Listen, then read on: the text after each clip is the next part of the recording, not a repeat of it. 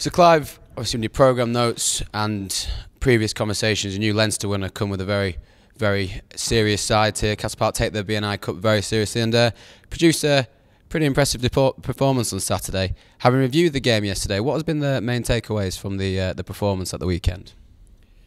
Well, basically, we told the boys that Christmas is December, not October and September, as we did down at Hartbury last week. We've given them a few gifts, and 6 of the tries we've conceded in the last 2 games have been come from our possession, where we've just handed over possession. And if you add that to the 3 overthrown lineouts against Nottingham, we're giving some gifts away. And as I said, we remind them that it's we're making life difficult for ourselves by conceding the scores that we are doing. We've had 2 completion rates of 95%, 90% in the last 2 games in terms of tackles made. So it's just we make a mistake with our ball, and that's when any team is most vulnerable in defence, when it's just lost the ball. And that's been the lessons really. We want to play expansive. We've got to be a little bit more clinical. And to be fair to Leinster and to Hartbury, when they had the opportunities, they took them. So in that respect, you've got to hold your hands up and say, hey, job well done. I think you make a fair point. Obviously, watching both of the games, I thought the attack looked pretty impressive. And on Saturday, with a backline that showed a few different faces, a few guys that had opportunities, maybe selection or injuries had kept them out in the early season. So I guess that perspective of things is quite positive.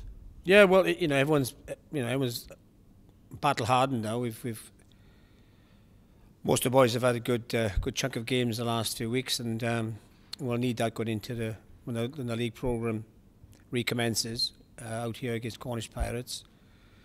And then of course we go to Richmond, and then Bedford home, and then Ealing. So they're 4 crackers, and it'll go a long way to deciding the top 4 status if we want to stay in that position. So looking forward has helped us, and certainly helped 1 or 2 lads to stake their claim. Others, I still got a bit of work to do to oust the status quo, if you like, and they know that. But it's all useful. We can't play the same guys week in, week out, and whilst we know we left a bit out there on the weekend, and we certainly left some out at Hartbury, there's the very encouraging signs. Of course, before the league recommences, we've got the second round of the BNI Cup and Bristol this weekend. Of course, the last trip we had to Ashton Gate was a heck of an evening, and we'd all love to see that repeat on Sunday, but they're looking in good form at the moment, aren't they, Bristol? Yeah, look, they are.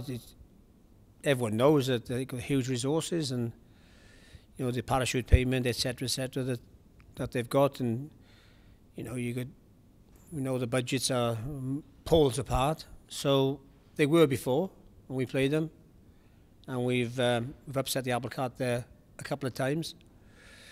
There's no reason why I can't do it again. There's got to be huge belief, which we had going down there for all those games, and our last few visits have been very predictable. We were unlucky on one occasion when we were ahead at half time, and things went away from us in the second half. But we always give them a good game. So they've always been good games. I hope it's the same. This week we don't hand the gifts out, because if there's any team that's going to be even more clinical, it's going to be Bristol. Thank you very much, Clive.